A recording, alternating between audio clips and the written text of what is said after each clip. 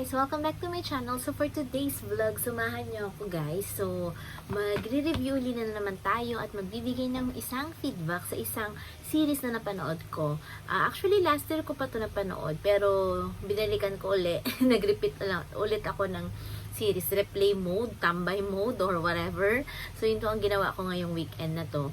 So ang pinanood ko uli at napanood ko na dati, ito yung Thai series na The Secret of Us. So, alam ko yung iba sa inyo dyan, napanood na rin siya. Kasi medyo, or sumikat din siya last year. Siguro mid ng last year na napalabas siya sa Netflix. Ako kasi pinanood ko siya, ongoing siya. So, every week, inaantay ko yung kanyang paglabas.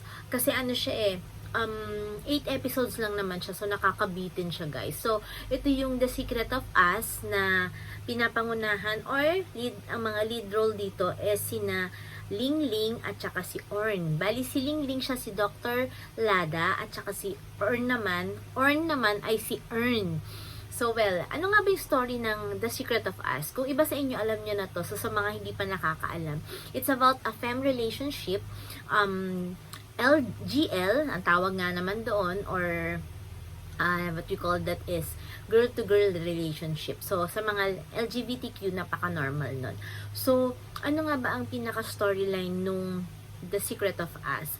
Nag-start yun nung magkakilala sila sa States, si Lada at saka si Orn. Estudyante pa sila pare-parehas nun. So, na-inlove kaagad sila nung pagkakita nila. Kumbaga parang love at first sight yung nangyari sa kanila. So, si Lada, nagtitake siya ng kanyang pag-aaral ng kanyang study na bilang isang dermatologist kasi meron silang isang hospital sa Korea, sa Korea no, sa Thailand na sikat according to the story.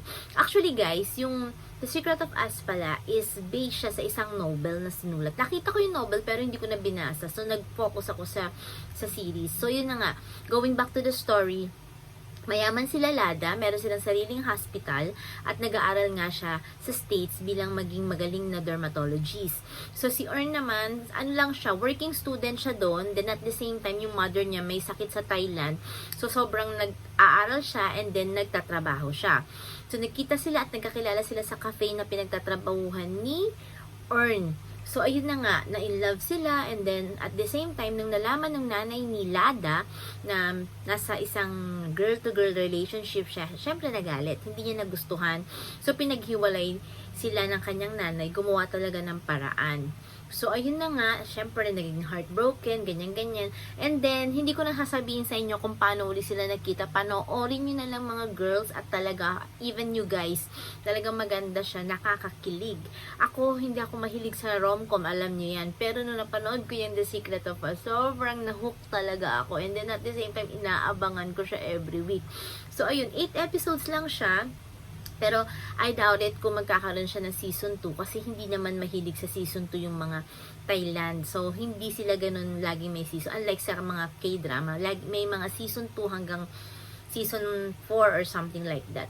So, ayan, maganda siya, nakakakilig. It's just a usual series na You and Me Against the World or Against All Odds, mga ganun ng drama. Pero, nakakatuwa lang kasi may kilig factor. And then at the same time, itong si Ling Ling at saka si Earn, nagtuloy-tuloy yung kanilang love team. As in, kahit dito sa Pilipinas, nagkaroon sila ng concert, tapos talagang dinumog din. And then sa ibang bansa din, kilala din sila. So, ayun, nakakatuwa lang kasi hindi lang nila na-maintain yung love team nila sa The Secret of Us, kundi magkakaroon pa uli sila ng another series. So, going back to the series na The Secret of Us, promise, napakasimple ng story pero nakakakilig siya. And then at the same time, kahit alam mo na yung magiging ending niya, meron naman silang konting twist. Tapos at the same time, maganda yung naging ending. So talagang satisfied ako. Pero sana nga may season 2 pa kasi ano na talagang ang ganda, promise, ang ganda talaga. Yung ina-expect mo na ending, yun ang nangyari. At saka, pati yung mga cast doon, yung ibang mga supporting roles ng mga kaibigan nila, ang ganda, nakakatuwa, nagja-jive silang lahat. Basta maganda siya. Bali si Lada pala doon nga, sabi ko sa inyo, isa siyang doktor, and then si Earn, naging artista naman siya. So, nung nagkita, sige, bigyan ko kayo ng hint kung paano sila nagkita.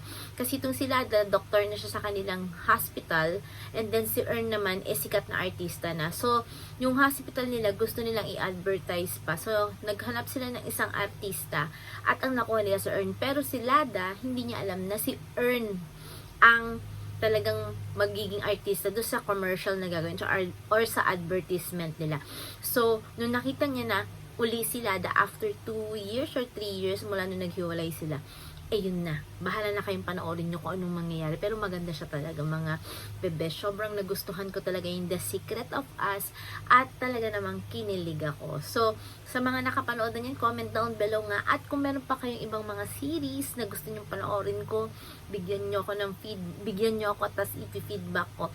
Comment down below lang kayo dyan. So, samahan niyo pa ulit ako sa mga susunod ko pang vlogs dito lamang sa aking YouTube channel.